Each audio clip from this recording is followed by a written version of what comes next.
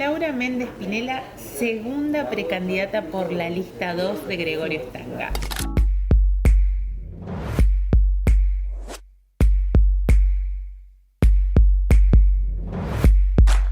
¿Naciste acá cuando no existía el hospital todavía? Claro, cuando cuando el hospital era Cuspín, o sea, todavía era privado. Ese Pinamar del que yo nací tenía 7 años y corríamos por el barrio y no había edificios. Bueno, era el Pinamar donde nos conocíamos todos. Y mi papá era textil al inicio, de su juventud, mi mamá era zapatera y cuando llegaron de zapatos finos. Yo siempre tengo la anécdota de cuando elijo un zapato, que a veces íbamos a una vidriera y lo mirábamos y me decía, ese zapato está bien hecho, ese zapato te va a hacer doler los pies. Claro. Y cuando llegaron a Pinamar empezaron a trabajar como encargados de edificio cuando ser encargado no quería a nadie. Hoy escuchamos que les pegan a los encargados lo que gana el encargado, pero sí, en aquella época... ¿No había sindicato en ese momento? No había sindicato todavía, se estaba conformando y estamos hablando año 86. ¿Te influyó en tu vida, digamos, desde chica el derecho de los trabajadores? Sí, creo que desde ahí, o sea, cuando uno viene de padres trabajadores,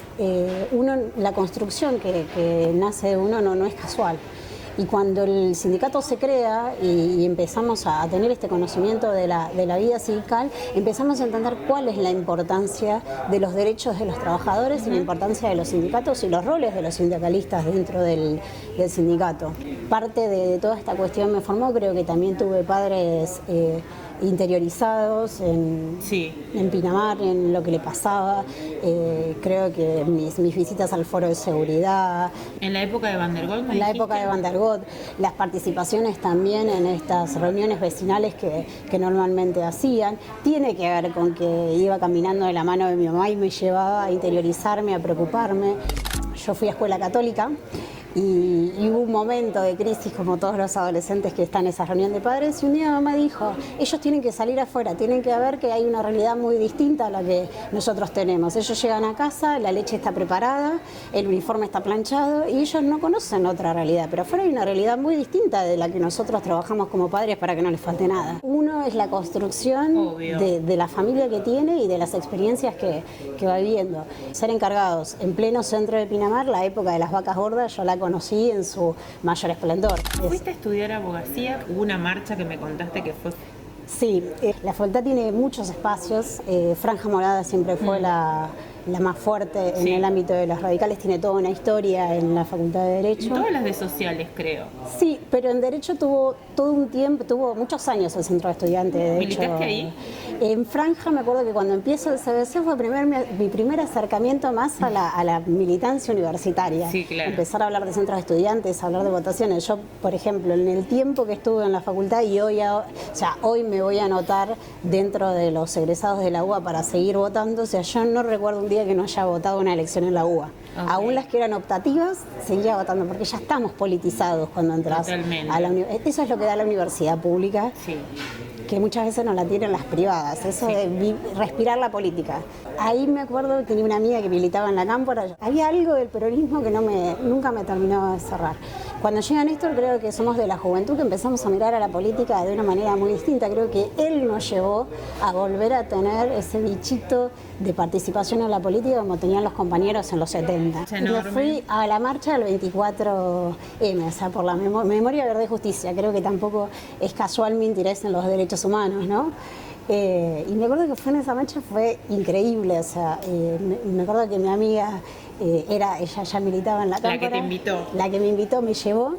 Entro a la columna de la Cámpora, que era algo increíble ver a todos los compañeros, la solidaridad entre los compañeros, el trabajo, cómo se hablaba de la política, o sea, por qué tener claro que estábamos ahí en esa marcha precisamente por la memoria, la verdad y la justicia, por todos esos compañeros desaparecidos, que recordábamos, porque era importante tener ese momento. Y en ese mismo momento que yo estaba viendo algo tan emocionante, 5 cuadras atrás había una confrontación de otro grupo, yo creo que siempre digo, era Quebracho. TN mostraba la imagen y decía disturbios donde es parte de la cámpora. Como que lo generaba la cámpora. Claro, que estamos acostumbrados a Estás hablando de la importancia de los medios hegemónicos como TN, Clarín. De instaurar imágenes sobre las organizaciones. Lo que muestran de la realidad.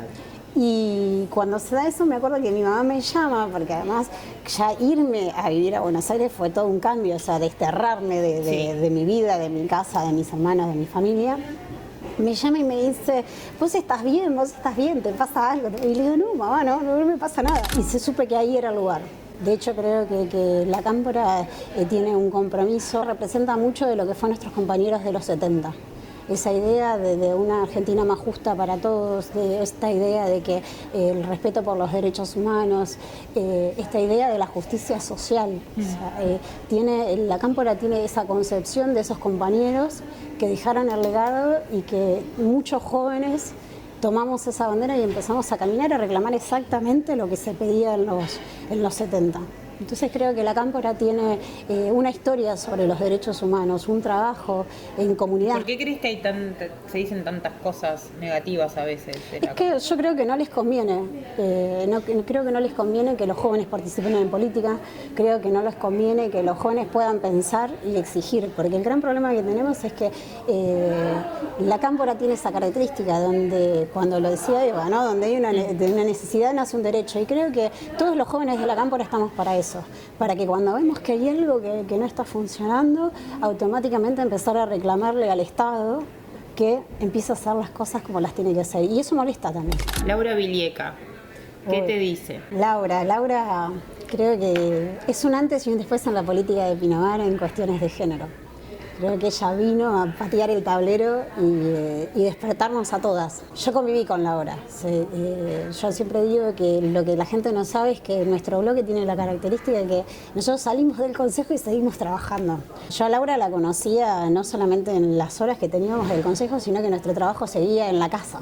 Entonces comíamos juntas, discutíamos política, hablábamos como amigas, pero era un todo. Y Laura, la característica que tuvo es que, digo eso, vino a patear el tablero en Pinamar, a mostrar que las mujeres tenían poder, o sea, que la palabra de la mujer tenía un poder, que había decisiones que tenían una decisión política y ellas las podían llevar a cabo cada política en materia de género, que fue lo que más se trabajó.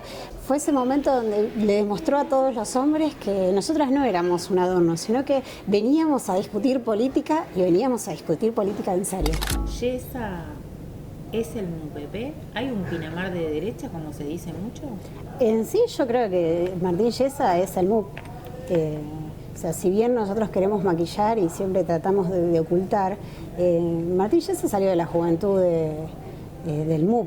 Él estaba dentro, era el presidente de la juventud del MUP y todos nos cruzábamos en aquella época en los colectivos cuando veníamos a votar. Estábamos estudiando en la ciudad, él estudiaba abogacía en aquel momento, que después dejó y fue migrando de una facultad a la otra, y él tiene una formación a través de Viallo. O sea, creo que su mejor creación, la mejor creación de Viallo fue Martín Yesa, y por eso pudo un día bajar del colectivo y ser intendente, porque ya tenía toda una estructura armada. Si bien vino con la bandera de Cambiemos, él nació con el MUP, y de hecho hay que escuchar cuando Viallo lo felicitó cuando ganó la elección y le dijo que él lo apreciaba y que lo quería porque había salido del MUP.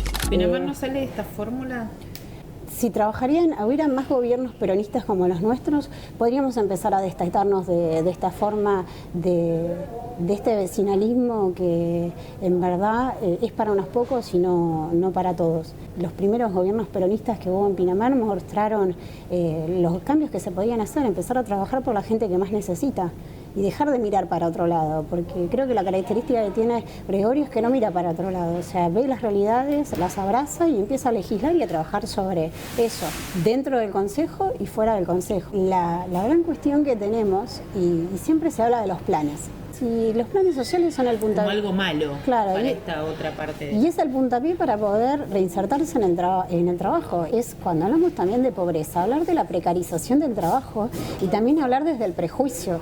O sea, hoy por hoy en Pinamar no tenemos esta cuestión de que si vivís en una villa te van a dar o no te van a dar trabajo, porque gracias a Dios en Pinamar no tenemos villa y no llegamos a ese grado de necesidad. Pero también tiene mucho que ver esta cuestión de la mirada hacia el otro y de la explotación, porque normalmente lo vemos en el trabajo de la construcción. ¿Cuánto se explota a los trabajadores de la construcción acá en Pinamar?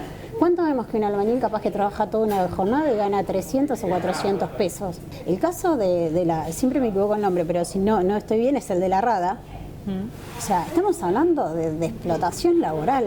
La violencia que se ejerce hacia los jóvenes que tienen su primer trabajo y que tienen que estar ahí porque normalmente pagan su facultad. Entonces tenemos que hablar también de esas cuestiones, de la falta de oportunidades, de cómo se mire para otro lado, cómo el Ministerio a veces, el Ministerio de Trabajo en la gestión de Cambiemos estuvo pintado. Y entonces no es que uno nace pobre, uno puede tomar riendas de su vida, pero también para salir de la pobreza se necesitan políticas de Estado. También tiene que ver que la formación de uno tiene que ver de dónde estaba, porque o sea, tuvimos la suerte de ser clase media. Pudiste estudiar. Pero, o sea, el 2001 no nos afectó como a otros que realmente los afectó. Pude acceder a una universidad, estudiar en Capital. Entonces, las oportunidades mías quizás no fueron las mismas que otros compañeros míos en mismas situaciones, creo, que eran hijos de trabajadores, pero no se aplicó de las mismas maneras, porque también las oportunidades se dan en base al entorno en el que uno, en lo que uno vive. Ustedes asisten también a mujeres desde la Cámpora todo el año. ¿Ves mucha vulnerabilidad en ese sentido? Madres criando solas, sin cuotas de alimentos. ¿Cómo ves esto? Sí, creo que sí es importante decir que fuera de que nuestra organización tiene un gran trabajo territorial, también es el frente de todos. Hay otros actores dentro del espacio. En lo puntual de lo que nos toca a mí, sí, nosotros tenemos un gran número que son casi 350 mujeres, un poquito más, menos, dependiendo también de determinados periodos donde se asisten, y la mayoría son casos de mujeres con más de 2, 3, 4, hemos tenido mujeres hasta con 5 hijos, sin el paso de la cuota alimentaria, sufriendo violencia de todo tipo. O sea, a veces a nosotros nos sorprende cuando hablamos de violencia que hay mujeres que hay violencias que ni siquiera las conocen. Cuando no hablamos, las autoperciben. Claro, es que no las entienden a las violencias. Hace poco cuando hablamos de violencia ambiental, hay mujeres que ni siquiera todavía saben cuál es la violencia ambiental. O cuando hablamos de la violencia sexual, que entendemos que la violencia sexual es el simple abuso y que no es eso. Y todas esas mujeres han pasado por un montón de situaciones y necesitan un Estado presente. Naturalizadas, ¿no? Claro. Porque ¿Cómo consigue una madre soltera un trabajo cuando tiene que dejar a 4 chicos en la casa? Porque ¿Y uno dónde se puede... está ese padre progenitor? Claro. ¿Dónde está? La sociedad no cuestiona eso, ¿no? La Cámpora dentro de géneros y diversidades, y acompañada de nuestro de Guado de Pedro, que es el que también se puso a la lucha de la reforma judicial feminista. La justicia fue patriarcal, o sea, teníamos un código que era demasiado machista, que cuando hablábamos que todos conocíamos quién era el padre, la madre, pero desconocíamos quién era el padre en las notas del Código Civil. Creo que desde ahí marca cómo es nuestro derecho. Hubo una reforma en el código que se avanzó bastante, pero necesitamos todo un poder judicial con perspectiva de género. Capacitación, O eso sea, es lo el que... gran problema que tenemos, que hace poco me pasó como abogada, que yo tenía que explicar una situación de acoso. Y era había que dar una explicación de lo que era evidente. O sea, no es tan difícil entender lo que te estoy explicando. Y si tuviéramos que hablar de violencia política, parece que es una explicación de que hay que tratarlo a nenes de 3 años del jardín para que entiendan cuál es la violencia política que se ejerce hacia la mujer. Entonces, es necesaria hoy por hoy que la perspectiva de género dentro del Poder Judicial y también la paridad, porque algo que tampoco se habla dentro del Poder Judicial es el ingreso de las mujeres a la justicia, que no se da tan sencilla en el Consejo como de se la cree. Magistratura y en la... O sea, en todo el Poder En todo el Poder Judicial, a lo largo y a lo ancho del país, tienen que haber más mujeres participando dentro del Y Poder con Judicial que no se perspectiva. puede. Y con perspectiva. Buenas tardes, mi nombre es Solo Campos, ciudadana de Pinamar. Mi pregunta es para Ana Laura Pinela. Me gustaría saber cómo actuarían ante un caso o cómo actuarías ante un caso interno en el área pública sobre violencia de género. No hay que hacer diferenciación de la violencia. O sea, no importa si la violencia se da en el ámbito público o la violencia se da en el ámbito privado. La violencia es violencia. Y los protocolos que se tienen que aplicar, se tienen que aplicar. Si esto nos está pasando dentro del ámbito público y es un funcionario público, hay que aplicar todas las generales de la ley, porque es un funcionario público y conoce la ley. Hemos tenido muchos casos en el Consejo Deliberante donde no importaba la razón política, se ha dado esa discusión. Y hasta dentro del mismo partido, cuando nos han sucedido estas cuestiones, se ha dado la discusión con compañeros de que esas cosas no pueden pasar o con compañeras mismas que esas cuestiones no pueden pasar. Creo que si verdaderamente uno considera que está sujeto a una situación de violencia que está bien configurada y explicada, se tiene que realizar la denuncia. ¿Qué mujer te inspira o te inspiró en la vida? Bien, a nivel político y creo que a nivel nacional, para nosotras nuestra máxima referente es Cristina Fernández de Kirchner. Si bien Eva ha hecho un gran trabajo, para nuestra juventud y nuestra generación, Cristina es el hito de las mujeres a la política. Y siguiendo ese lineamiento vino Laura, que Laura fue dar esta continuidad de la pelea de las mujeres en la política dentro de Pinamar. En el ámbito personal creo que todas respondemos lo mismo, en nuestras madres. Mi mamá fue un ser genial, fue emprendedora, siempre trabajó, ayudó al que necesitaba sin mirar quién era, o sea, si necesitaba una mano lo ayudaba. Siempre... ¿Cómo se llamaba tu mamá? Mi mamá se llamaba Mabel. ¿No la tenés desde hace cuánto? Un año, pero creo que... Te pasó cerca de Laura también, ¿no? Primero fue mi mamá y después fue Laura. Yo fui de la generación del COVID que la dejé a mi mamá en una clínica, la despedí en la puerta de la clínica y no la volví a ver más hasta que me la entregaron en un cajón. Entonces creo que tenemos que analizar mucho esta cuestión del COVID, o sea, no es mentira, no es una fabulación, el COVID existe, la gente se enferma de COVID, la vacuna es muy importante, o sea, para salir. Hoy podemos ver y despedir a nuestros seres queridos. ¿No pudiste abrazarla? No, era como una tierra devastada esta situación del COVID, entonces creo que nos tiene que llevar a la reflexión de la importancia de los hoy cuidados. las trajiste a las dos, Ana Laura Pinela, y éxito en estas elecciones. Esperemos. Gracias.